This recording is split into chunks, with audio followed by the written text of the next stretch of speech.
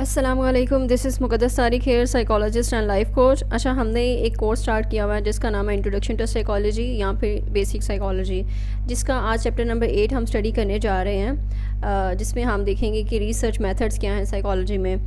आपने देखा होगा कि बहुत सारी रिसर्चेस होती हैं डिफरेंट टॉपिक्स पे, जिसमें ह्यूमन बिहेवियर, ह्यूमन माइंड को स्टडी किया जाता है। ठीक है, ये डिफरेंट वेरिएबल्स हैं कि उनके क्या इफ़ेक्ट्स हैं यहाँ पर ह्यूमन माइंड पे, ह्यूमन ब्रेन पे। जैसे कि स्लीप है, यानी रात की नींद जो है कितने घंटे सोना चाहिए, रिसर्च क्या कहती है इस बारे में। यानी रिसर्चेस होती हैं हर चीज़ पे। ठीक है, और फिर जो है ना एक रिज़ल्ट्स हम फाइंड आउट करते हैं और फिर उस रिज़ल्ट्स को जनरलाइज़ करते हैं पॉपुलेशन पर कि ये रिसर्च की गई है और इस रिसर्च के अकॉर्डिंग ये चीज़ सामने आई है, ये फाइंडिंग है।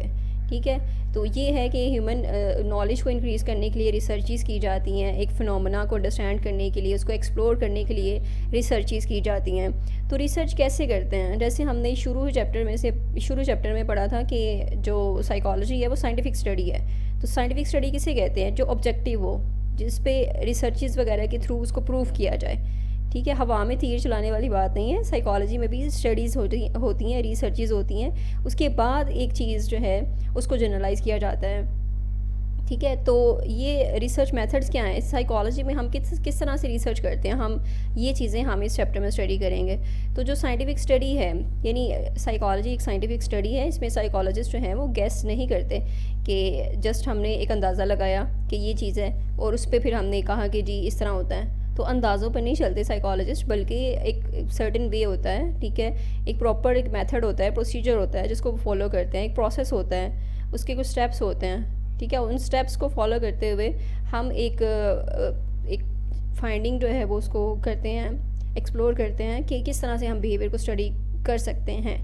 ठीक है, और उसके बाद फिर हम एक रिज़ल्ट्स पे पहुंचते हैं, हम नतीजे पे पहुंचते हैं कि हाँ ये चीज़ एक्यूरेट है। पहले तो अजम्पशन ही होती है, पहले तो एक मफरूज़ा होता है, पहले एक गैस ही होता है कि इस चीज़ की वजह से ये चीज़ हुई है, लेकिन फिर उसको प्रूव करना होता है, उसको टेस्ट करना होता है। फिर टेस्ट हम किस तरह से करते हैं? टेस्ट हम, ये कुछ मेथड्स हैं साइंटिफिक जिनको हम यूज़ करते हुए उनको टेस्ट करते हैं। तो ये चीज़ है, और इसमें जैसे कि अगर इमेजिन करें कि अगर आप जानना चाहते हैं कि ब्रेकफास्ट करना जो है वो आपको अच्छे नंबर जो है स्कोर एग्ज़ाम्स में लेकर दे सकता है या नहीं लेकर दे सकता। ठीक है, तो इसको आप फिर प्रॉपर वे में टेस्ट करेंगे। तो ये चीज़ है कि हम टेस्ट करते हैं कि एक वेरिएबल जो है वो दूसरे वेरिएबल को कितना इफेक्ट करता है। तो ये एक प्रॉपर फिर स्टडी होती है, रिसर्च होती है, उसके बाद फिर फाइंडिंग्स होती हैं, उसको फिर जनरलाइज़ करते हैं कि हाँ ये एक्यूरेट है, इस तरह करने से इस तरह हो सकता है या होता है। ठीक है, तो उसको प्रूव करना, उसको टेस्ट करना। अच्छा, ये इसमें कुछ की इसके एस्पेक्ट्स हैं जिसमें सिस्टमैटिक है, यानी वही इसमें हम एक प्रोसेस को फॉलो करते हैं ना, ऑर्गेनाइज्ड वे में चलते हैं। एक स्पेसिफिक प्रोसेस होता है, कुछ स्टेप्स होते हैं जिनको हमने एज इट इज़ ही फॉलो करना होता है। फिर प्री डिफाइंड स्टेप्स होते हैं, यानी वो डिफाइंड है स्टेप्स, उनको आप चेंज नहीं कर सकते। वो एक सीक्वेंस है जिसको आपने फॉलो करना होता है, आप उसको आगे पीछे नहीं कर सकते कि आप कहें कि लास्ट वाला हम फाइंडिंग्स पहले ले आएँ, रिजल्ट्स पहले बता दें, उसके बाद रिसर्च करें। ठीक है, तो एक प्रॉपर स्टेप होता है जिसमें क्वेश्चन होता है रिसर्च का, और ये प्रॉपर हम देखेंगे फर्दर। फिर ऑब्जेक्टिविटी है कि इसको ऑब्जेक्टिवली स्टडी किया जाता है। इसमें पर्सनल एक्सपीरियंसेस नहीं है कि आप कहें कि मुझे लग रहा है और मेरा से एक्सपीरियंस ये कहता है। ठीक है, तो आपके पर्सनल जो एक्सपीरियंसेस हैं उसके बेस पर नहीं चलना, सब्जेक्टिव एक्सपीरियंसेस के बेस पर नहीं चलना, बल्कि ये ऑब्जेक्टिव चीज़ होती है जिसको अपने प्रॉपर देखना होता है। एक पर्सनल बाइसेस इसमें नहीं आने चाहिए। तो ये एक स्टडी जो है वो इसके कुछ एस्पेक्ट्स हैं कि साइंटिफिक मेथड में ये 3 चीज़ें होती हैं। फिर स्टेप्स क्या हैं इसके? इसमें जो पहला स्टेप है, यानी एक साइंटिफिक मेथड में सबसे पहले चीज़ आती है ऑब्जर्वेशन, कि आप कहीं पे जाके बिहेवियर को ऑब्ज़र्व करना, किसी जगह पर जाकर। ठीक है, जैसे आप एक स्कूल में चले जाते हैं, वहाँ पे स्टूडेंट्स को ऑब्ज़र्व करते हैं कि स्टूडेंट्स का क्लासरूम में क्या बिहेवियर है, स्टूडेंट्स की जब ब्रेक होती है उनका प्लेग्राउंड में क्या बिहेवियर है, एट्सेट्रा। तो हर जगह पे डिफरेंट जगह पे उनके क्या बिहेवियर है उनको नोटिस करना। तो ये ऑब्जर्वेशन है, पहला स्टेप ऑब्जर्वेशन। उसके बाद फॉर्मुलेटिंग हाइपोथेसिस, यानी हम फिर अजम्पशन बनाते हैं, हाइपोथेसिस बनाते हैं कि ये चीज़ हो सकती है या ये वेरिएबल्स के दरमियान ये रिलेशनशिप हो सकता है कि एक स्टूडेंट जो है एक अच्छा बिहेवियर कर रहा है तो मे बी उसके पेरेंट्स जो हैं सपोर्टिव हैं। ठीक है, मे बी उनके पेरेंट्स जो हैं वो काफ़ी अप्रिशिएट करते हैं, उसको इनकरेज करते हैं, उसको मोटिवेशन मिलती है अपने घर से। तो दैट्स वाई उनकी परफॉर्मेंस स्कूल में भी अच्छी है। तो ये इस तरह से करके हम दो वेरिएबल्स के दरमियान जो है एक कनेक्शन, एक अजम्पशन बनाते हैं और ये एक रिलेशनशिप डेवलप करते हैं कि ये रिलेशनशिप की वजह से इस तरह का बिहेवियर हो सकता है। तो इस तरह हम कोई हाइपोथेसिस जो है उसको बना लेते हैं, फॉर्मुलेट कर लेते हैं, एक गैस करते हैं कि हाँ ये चीज़ हो सकती है, इसकी वजह से हो सकती है। फिर आते हैं रिसर्च, यानी जब हमने एक क्वेश्चन बना लिया जिसको हमने टेस्ट करना है, एक हाइपोथेसिस जनरेट कर ली, उसके बाद आती है रिसर्च कि हमने फिर रिसर्च करके उसको टेस्ट करना है, उसको देखना है कि आया कि वाकई ये चीज़ ठीक है या नहीं है। ठीक है, डिफरेंट जिसमें चीज़ें आती हैं, जिसमें इंटरव्यूज़ आ सकते हैं, क्वेश्चनियर आ सकते हैं, जो आप स्टूडेंट से क्वेश्चनियर पूछें, इंटरव्यू करें उनका, उनसे क्वेश्चन आंसर करें कि आपके पेरेंट्स जो हैं वो कैसे हैं एट्सेट्रा, या उसके रिलेशनशिप को डिस्कवर करें आप। फिर आप पेरेंट्स के थ्रू, मतलब पेरेंट्स से भी जाके इंटरव्यू करें, क्वेश्चनियर वगैरह को यूज़ करें, जिससे आपको एक पता चल जाए कि हाँ ये चीज़ें इसी तरह से ही है। यानी क्वेश्चनियर करेंगे आप, इंटरव्यू करेंगे, उसके बाद आपके पास एक डेटा आता है, उसको फिर आपने एनालाइज़ करना होता है।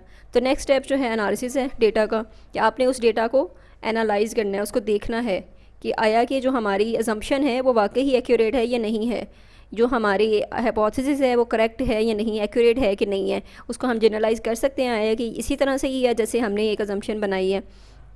फिर कंक्लूजन आता है एंड पे, यानी वही आप रिज़ल्ट्स वगैरह बताते हैं कि फाइंडिंग्स बताते हैं अपनी कि येस ये चीज़ होती है। इस तरह हम मतलब कहते हैं ना कि रिसर्च करने, या रिसर्च ये कहती है तो वो रिसर्च प्रॉपर एक हुई होती है। कुछ लोगों पर उन्होंने एक सैम्पल पे रिसर्च करके उसके बाद फिर रिज़ल्ट्स आपको बताए होते हैं। ठीक है, तो ये चीज़ है। उसके बाद है आइडेंटिफाइंग अ रिसर्च प्रॉब्लम। तो सबसे पहले कि रिसर्च प्रॉब्लम को आइडेंटिफाई करना, यानी उसमें आपने देखना है कि आपने किस चीज़ पे रिसर्च करनी है, आपका रिसर्च क्वेश्चन क्या है और रिसर्च करने के तरीके क्या हैं। रिसर्च जो है ना एक डिस्क्रिप्टिव होती है, नॉन मैनिपुलेटिव, जिसको आप चेंज नहीं कर सकते ना। दो वेरिएबल्स आपके पास हैं, आपने एज इट इज़ उसको ऑब्जर्व करना है। इसमें हम आगे देखते हैं फर्दर कि डिस्क्रिप्टिव में हम किस तरह रिसर्च करते हैं। मैनिपुलेटिव होती है, मैनिपुलेटिव में आपने वेरिएबल्स को चेंज करना होता है, यानी एक वेरिएबल को चेंज करने से दूसरे पे क्या इफेक्ट हो रहा है उसका। तो इसको हम एक्सपेरिमेंटल भी कहते हैं क्योंकि इसको लैब में किया जाता है प्रॉपर। तो जैसे मैनिपुलेटिव में एक वेरिएबल है कि स्लीप जो है, यानी 4 घंटे की नींद या 6 घंटे की नींद, वो किस तरह से आपकी परफॉर्मेंस को अफेक्ट करती है। तो ये चीज़ है, एक हमारे पास वेरिएबल इंडिपेंडेंट वेरिएबल हो गया, दूसरा डिपेंडेंट हो गया जिस पे हम इफेक्ट चेक कर रहे हैं। तो इंडिपेंडेंट वेरिएबल को हम मैनिपुलेट करते हैं, उसको देखते हैं, उसके लेवल्स डिफरेंट बना कर चेक करते हैं कि उसका कितना इफेक्ट होता है डिपेंडेंट वेरिएबल पे। ठीक है, तो ये है कि हम उसको मैनिपुलेट करके देखते हैं। तो ये दो तरह की रिसर्चेज होती हैं। और डिस्क्रिप्टिव में क्या चीज़ें आती हैं जिसे हम नॉन मैनिपुलेटिव भी कहते हैं, उसमें ऑब्जर्वेशन आती है। ऑब्वियसली इसको आप चेंज तो नहीं कर रहे हैं ना, आपने एज इट इज़ उसको ऑब्जर्व करना है, किसी भी फिनोमेना को, किसी भी बिहेवियर को आप ऑब्जर्व कर रहे हैं नेचुरल सेटिंग में, तो इसको हम ऑब्जर्वेशन कहते हैं। उसके बाद आती है मैनिपुलेशन या मैनिपुलेटिव एक्सपेरिमेंटल, जिसको स्टडी भी कहते हैं, एक्सपेरिमेंटल मेथड कह लें, रिसर्च कह लें, स्टडी कह लें। तो एक्सपेरिमेंटल में क्या होता है कि आप cause and effect relationship check करते हैं। ठीक है, जैसे मैंने आपको पहले भी बताया कि आपने एक वेरिएबल का इफेक्ट देखना है दूसरे वेरिएबल पे, कि उसकी वजह से फिर इसमें कॉज एंड इफेक्ट का रिलेशनशिप आता है कि एक चीज़ हो रही है तो ये उसकी वजह से हो रही है। अगर आपकी परफॉर्मेंस जो है वो डिक्रीज़ हो रही है, वो सही नहीं है, तो दैट मीन्स कोई ना कोई इशू है। कौन सा वेरिएबल रोल प्ले कर रहा है, दैट इज़ स्लीप। अगर आपकी नींद पूरी नहीं है तो आपकी परफॉर्मेंस भी डिक्रीज़ होगी। तो ये कॉज एंड इफेक्ट रिलेशनशिप होता है। फिर ऑब्जर्वेशन विद इंटरवेंशन, यानी रिसर्चर जो है ना अब सिचुएशन को मैनिपुलेट भी करता है जाके। तो ये भी एक उसमें आता है कि आप वेरिएबल को चेंज कर रहे हैं, मैनिपुलेट कर रहे हैं। तो ये एक्सपेरिमेंट में ही आता है कि आप नेचुरल सेटिंग में जाकर भी आप एज अ पार्टिसिपेंट जो है उनको ज्वाइन करें और इस तरह की सिचुएशन क्रिएट करें। ठीक है, कि किसी मॉल में जाकर आपने वहाँ पर शाउटिंग करना शुरू कर दिया, ये देखने के लिए लोग किस तरह से बिहेव करते हैं, लोग किस तरह से लाइक आपको हेल्प करेंगे या फिर क्या करते हैं लोग। तो ये चीज़ है कि आप वहाँ पर जाकर इंटरवीन करते हैं, और इसे ऑब्जर्वेशन विद इंटरवेंशन भी कहते हैं। तो ये मैनिपुलेशन भी हो जाती है रिसर्चर की तरफ से, सो दैट कि वो एक सिचुएशन देता है लोगों को कि लोग उस सिचुएशन में क्या रिएक्ट करते हैं। ठीक है, इस तरह के डिफरेंट आपने प्रैंक्स भी देखे होंगे कि लोग जो हैं वो क्या रिएक्ट करते हैं, उनका रिएक्शन देखने के लिए कि किस सिचुएशन में क्या रिएक्ट करते हैं एट्सेट्रा। तो इस तरह लोग जो हैं वो मीम्स वगैरह, प्रैंक्स वगैरह करते रहते हैं। पार्टिसिपेंट ऑब्जर्वेशन है कि रिसर्चर खुद पार्टिसिपेट करता है उसमें जाके सिचुएशन में, और फिर लोगों की जो पैटर्न्स हैं, बिलीव्स हैं, लोगों की परसेप्शन है, उनकी जो नज़रियात हैं उसको जानने के लिए वो खुद इन्वॉल्व होता है उस चीज़ में। नेक्स्ट है फील्ड एक्सपेरिमेंट। फील्ड एक्सपेरिमेंट भी यही है कि आप किसी जगह पर जाकर तो वहाँ पर उनकी क्या रहन सहन है उनका, ठीक है, उसको देखने के लिए कि किस तरह से लोग जो है ना उनकी कस्टम्स क्या हैं, उनका कल्चर क्या है, उस चीज़ को स्टडी करने के लिए फील्ड एक्सपेरिमेंट किए जाते हैं। उसके बाद एक रिसर्च है कॉमन, दैट इज़ को रिलेशन रिसर्च। को रिलेशन का मतलब है दो चीज़ों में हम रिलेशन जो है वो चेक करते हैं कि दो वेरिएबल्स हैं उनके दरमियान क्या रिलेशनशिप है। ठीक है, अगर एक वेरिएबल इंक्रीज़ हो रहा है तो दूसरा भी इंक्रीज़ हो रहा है। अगर आप स्टडी आवर्स जो हैं वो बढ़ा देते हैं तो आपका CGPA बढ़ जाएगा। तो ये चीज़ क्या है, को रिलेशन, यानी दोनों वेरिएबल्स के दरमियान कोई रिलेशनशिप है, क्योंकि एक अगर बढ़ रहा है, एक जो है इफेक्ट हो रहा है तो दूसरा भी हो रहा है, एक अगर कम हो रहा है तो दूसरा भी कम हो रहा है। तो ये है कि हम दो वेरिएबल्स के दरमियान रिलेशनशिप चेक करते हैं। उसमें पॉजिटिव, नेगेटिव और जीरो कोरिलेशन आता है कि पॉजिटिव का मतलब है कि दोनों वेरिएबल्स बढ़ रहे हैं। अगर स्टडी आवर्स आप बढ़ाते हैं तो दैट मीन CGPA बढ़ेगा, अगर स्टडी आवर्स जो है कम करते हैं दैट मीन CGPA कम होगा। तो ये पॉजिटिव कोरिलेशन है, यानी दोनों वेरिएबल्स एक साथ मूव कर रहे हैं। अगर इंक्रीज़ हो रहे हैं तो दोनों साथ में हो रहे हैं, डिक्रीज़ हो रहे हैं तो दोनों साथ में हो रहे हैं। नेगेटिव कोरिलेशन का मतलब है एक इंक्रीज़ हो रहा है तो दूसरा डिक्रीज़ हो रहा है। ठीक है, जैसे कि जो विंटर सीज़न है, ठीक है, उसमें जो आइसक्रीम की सेल्स है वो कम हो जाती है। तो एक जो है वो सीज़न अगर वो इंक्रीज़ हो रहा है ये वाला, तो उसमें सेल्स जो हैं आइसक्रीम की वो डिक्रीज़ होंगी। तो ये नेगेटिव कोरिलेशन है, यानी एक वेरिएबल इंक्रीज़ हो रहा है दूसरा डिक्रीज़ हो रहा है। ज़ीरो कोरिलेशन का मतलब है दोनों के दरमियान कोई रिलेशनशिप नहीं है। जैसे कि खाने का आप कह सकते हैं कि फ़ूड का आपकी CGPA से कोई कनेक्शन नहीं है, और या कोई भी वेरिएबल्स हो सकते हैं जिनके दरमियान आपस में कोई रिलेशनशिप नहीं है, यानी दोनों वेरिएबल्स जो हैं एक के इंक्रीज़ होने से दूसरा बिल्कुल भी उसको कोई फ़र्क नहीं पड़ रहा है। तो ये चीज़ है। तो कोरिलेशन हम दो वेरिएबल्स के दरमियान इस तरह कनेक्शन को चेक करने के लिए करते हैं। फिर सर्वेज़ होते हैं।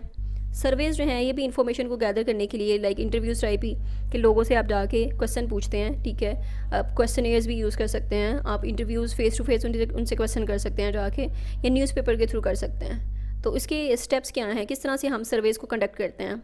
सबसे पहले तो प्रॉब्लम कि आपने किस क्वेश्चन पे आपने सर्वे करना है, किस चीज़ पे सर्वे करना है। आपने लोगों के एटीट्यूड्स देखने हैं, बिलीव्स देखने हैं। जैसे कि पॉलिटिकल सर्वे होता है जिसमें लोगों के बिलीव्स देखे जाते हैं कि आप कौन सी जो है पार्टी को सपोर्ट करते हैं। ठीक है, तो ये चीज़ है कि उसमें आप सबसे पहले तो प्रॉब्लम कि आपने किस चीज़ पे सर्वे करना है, फिर आपने इंस्ट्रूमेंट डिज़ाइन करना है जिसमें आपने देखना है कि आपने सर्वे में इंफॉर्मेशन किस तरह से गैदर करनी है, किस तरह से कलेक्ट करनी है। ठीक है, यानी आपने क्वेश्चनेयर यूज़ किया है, आपने इंटरव्यू करना है, ओपन इंटरव्यू है, यानी ओपन क्वेश्चन आंसर है आपका। फिर सैम्पलिंग द पॉपुलेशन के एक सैम्पल आपने लेना है और उससे आपने फिर वो इंटरव्यू लेना है। ठीक है, यहाँ वो सर्वे करवाना है। तो ये चीज़ है कि हम सैम्पल ले लेते हैं, क्योंकि पूरी पॉपुलेशन पे करना वो पॉसिबल नहीं है। देन आता है कंडक्टिंग द इंटरव्यूज़। फिर इंटरव्यू आप लेते हैं उनसे, फिर आप रिजल्ट्स जो हैं वो फाइंड आउट करते हैं, रिजल्ट्स इंटरप्रेट करते हैं, डेटा को एनालिसिस, उसका एनालिसिस करके फिर एक रिजल्ट फाइंड आउट करते हैं। देन अनऑब्ट्रूसिव मेजर्स ऑफ बिहेवियर है। अनऑब्ट्रूसिव जो है दैट मीन्स इनडायरेक्ट। ठीक है, इसमें लोगों को पता नहीं चलता कि वो स्टडी किए जा रहे हैं, ये एक हिडन ऑब्जर्वेशन होती है। इसमें दो तरह की चीज़ें हैं, एक आर्काइवल डेटा होता है और एक फ़िज़िकल ट्रेसेस होते हैं। ठीक है, फ़िज़िकल ट्रेसेस मीन्स कि जो स्टडी किए जाते हैं कि लोग जो है ना अपने पीछे जो भी चीज़ें छोड़ के जाते हैं। ठीक है, एक लोगों ने क्या चीज़ें यूज़ की हैं हम वो देख सकते हैं कि कैंडी रैपर्स, किसी ने अगर कैंडीज़ खाई हैं पार्क में तो उन्होंने वो चीज़ें यूज़ की हैं। लाइक किड्स जो हैं वहाँ पे खेलना पसंद करते हैं एट्सेट्रा, तो दैट मीन्स कि वहाँ पे कैंडी रैपर्स ज़्यादा हैं, दैट मीन्स वहाँ पे बच्चे ज़्यादा आए थे। तो ये चीज़ है कि फ़िज़िकल ट्रेसेस हम करते हैं, कि हम स्टडी करते हैं कि जो चीज़ें लोगों ने लेफ़्ट बिहाइंड की हों उसको फिर स्टडी करना, देखना। ठीक है, फिर आर्काइवल डेटा में एग्जिस्टिंग जो रिकॉर्ड है वो चीज़, जैसे न्यूज़पेपर, डॉक्यूमेंट्स वगैरह, इन्फॉर्मेशन लेने के लिए किसी की आप डायरी वगैरह देख सकते हैं। अगर किसी ने सुसाइड अटैम्प्ट कर ली है तो उसकी स्टडी जो है ना इस तरह से की जाती है, आर्काइवल डेटा यूज़ किया जाता है। ठीक है, उसकी जो डायरीज़ हैं, पर्सनल डायरीज़ हैं, वो चीज़ें स्टडी की जाती हैं, उसके टेक्स्ट वगैरह, उसके मैसेजेस वगैरह, उसके सारे रिकॉर्ड वगैरह चेक किया जाता है कि वो सुसाइड ही है या नहीं, कि या फिर वो कत्ल है।